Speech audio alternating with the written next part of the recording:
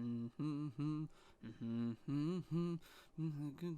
always have to be concealed, don't feel, don't let them know. Well, now they know. Let it go, let it go. Can't hold it back anymore. Let it go, let it go.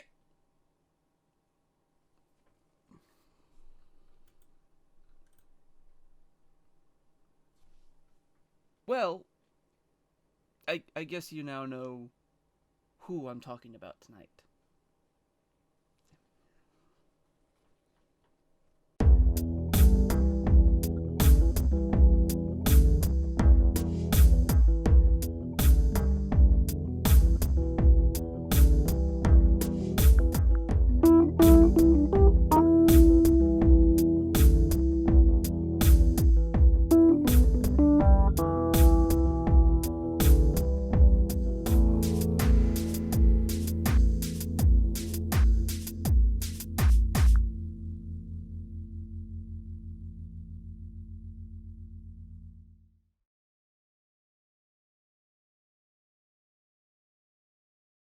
Hello and welcome to another episode of Judge of Character. As always, I'm your host, Steve.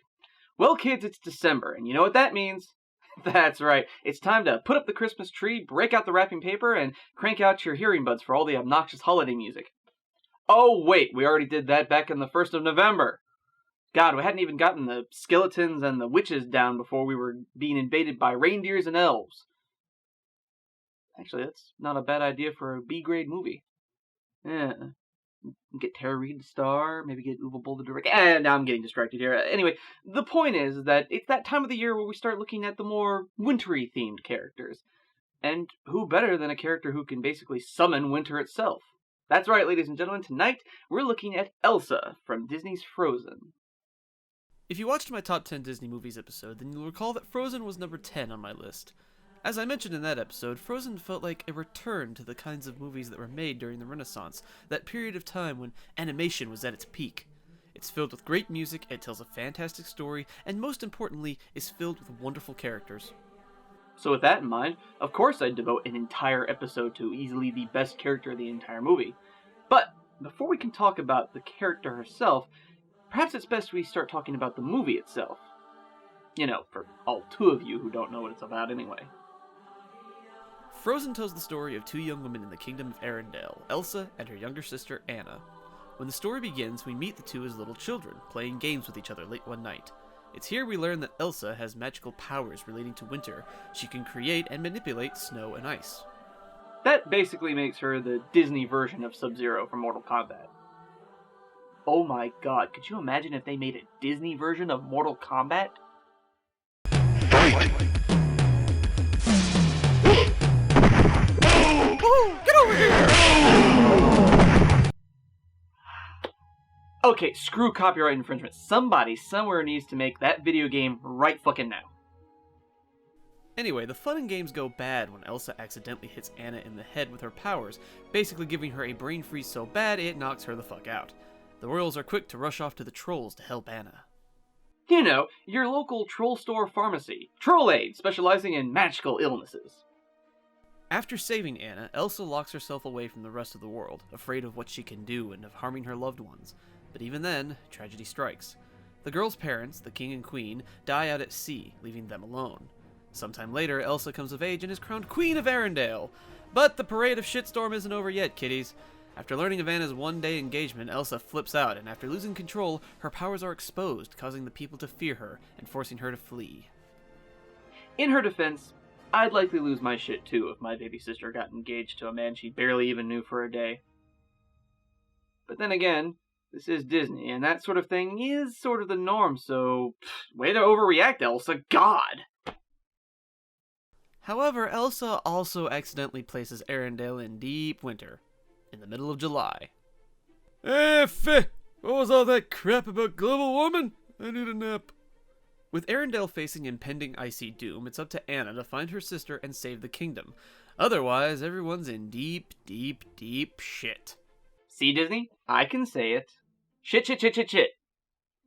Anyway, despite how recent the movie and the character are, there's still a lot to talk about here. So let's not waste any more time. It's... Hey! What? So I hear you're talking about Elsa from Frozen, huh? That's the plan, yes? How dare you? What could you possibly find wrong about her? Does it make you feel good bashing on a character like her? Who says I'm bashing? Well, you are reviewing her, right?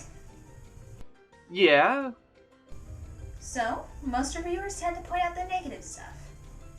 Miss Knightmare, I know you watched my show. Honestly, how often do I ever have a bad thing to say about any character on here? Really? That is true. I know it is. Now don't worry, I like the character, so I've got nothing bad to say here. Well, you better not. Because otherwise I will find you. And I will kill you. Did you just quote Taken? Maybe? Goodbye, Casey. Oh, wait! Jerk. I'm gonna fire right. Oh man. That was a nice calendar. As I was saying, it's time to learn more about Elsa from Frozen. And let's start with perhaps the most interesting part about her role in the story. I've talked at great length before about the different roles played by characters in stories. You have your heroes, your villains, and so on. These roles are important because they not only define the purpose that the character has in a story, but also often how the audience is supposed to react to them. More often than not, we're meant to cheer for the hero and boo the villain. More complex stories like to play with this, giving us heroes that the audience doesn't really like or want to cheer on, or villains who the audience might relate to or feel sorry for. While Frozen is a Disney movie, it's actually more complex than your standard Disney fare. The roles are not as obvious, and Elsa is a prime example of that. While they never outright said it, pre-release materials implied that Elsa was more or less the villain. However, that's not actually the case. In the movie, Elsa never really does anything malevolent, at least intentionally. Yes, she put Arendelle under eternal winter, but she didn't mean to. Hell, she didn't even know it at first. So with that in mind, what role does Elsa fill? Elsa easily qualifies as a deuteragonist, a secondary protagonist to her sister Anna. But even then, it's still kind of complicated. The real villain of the movie isn't revealed until the last act, so for the rest of the time, even if she isn't inherently bad, Elsa is essentially the villain, though definitely a tragic one. As I said, the whole Eternal Winter thing was a complete accident, and Elsa didn't even realize what she had done until Anna told her. However, even after hearing about it, Elsa still refuses to help. So that makes her a villain, right? Nope. That makes her a woman with powers she doesn't fully understand how to use, suffering from years of a lack of self-confidence. You see, after all that time having to control her powers and basically having to live a very constrained life, when Elsa flees from Arendelle, it's a chance to be herself and not care about what others think of her. This greatly boosts her self-confidence, which allows her to have greater control over her powers, up to and including building a castle made out of freaking ice. Wait a minute. Is that an ice castle or is that the Fortress of Solitude? Wait, what am I thinking? Disney owns Marvel, not DC. Although one day, they might. Then we'll really get some good crossovers. Batman vs. Wolverine, there's a fight for you. Anyway, all that self-confidence is shattered once Elsa finds out what happened back in the kingdom. This also shatters our perspective on Elsa and her role in the story. She's neither a hero or a villain. She's just a young woman who wants to live a free life but is burdened with amazing powers that cause people to fear her, subsequently robbing her of that chance. This ties into the next point about the character that makes her awesome, her complexity. As we've learned, Elsa is a rather complex character. Her role in the story assures that on its own, but it's not the only thing about her that makes her complex. As you might remember, after the accident with Anna, Elsa basically sealed herself away from the rest of humanity, locking herself away in her room for fear that she might hurt somebody else with her powers. Which raises some interesting questions. Was she in there the whole time? Did they bring food to her? How did she bathe or go to the bathroom? Anyway, while sealing herself away from the rest of the world may have protected her loved ones, it caused tremendous damage on her own psyche. Years of isolation and loneliness combined with the obvious threats her powers cause leave Elsa with some serious psychological problems, including depression and anxiety. In fact, Elsa and her powers can be seen as one great big avatar for mental illness and the stigma often attached to them. However, we'll get to that later. Right now, we're going to focus on the actual effect to Elsa herself. All those years of isolation, locking herself away from the rest of the world, obviously left a large mental toll on her, and it shows. There are several scenes throughout the movie prior to her exile that highlight this, including her body language and her facial expressions. There's one shot in particular that really highlights the emotional and mental turmoil she goes through. It's right after their parents have died and Anna is just outside the door singing the last verse of Do You Want to Build a Snowman? The scene transitions to Elsa and we see this. This is perhaps the perfect visual summation of depression and its effects. The isolation, the loneliness, it's all perfectly represented in this one shot. Such wonderful imagery. Anyway, Steve! God damn it, Rosen. So, you're talking about Elsa from Frozen, huh? Yes, and no, I don't plan on saying anything bad about her. Wait, you don't? No, Christ, are we so jaded as reviewers that everyone automatically thinks that we're gonna say nothing but bad shit about whatever it is we're talking about? Well, yeah. Not helping. Who says I'm here to help? Not me, obviously. Relax, Rosen, I got this. I know what I'm doing. Hey, you sure you don't need my help? Goodbye, Rosen! Ah, crap, I turned off the review! Stay tuned. Judge of Character will be right back. Welcome back to Judge of Character.